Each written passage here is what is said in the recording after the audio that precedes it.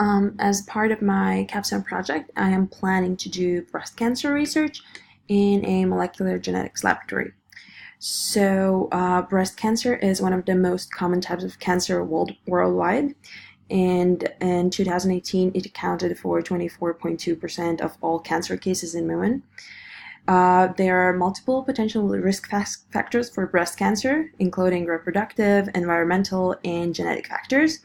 And as for this project, I'm going to focus on genetic factors and more specifically on cancer heterogeneity, which could play an important role in determining the disease progression. So cancer heterogeneity can be measured in two different dimensions, so temporal and spatial, which means that temporal refers to the genetic aberrations during the course of the disease, and spatial refers to the genetic aberrations in different regions of the tumor.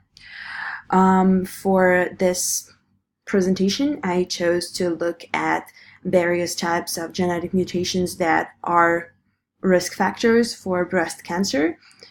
Some of them are more common and some of them are less common.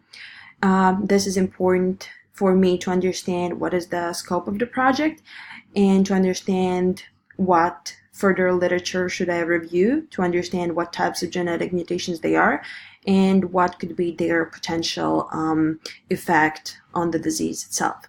So here's a list of some genetic mutations that I identified. So the most common are in 3 genes, so BRCA1 and 2, as well as TP53, but there are also other potential risk genes, and you can see them listed here.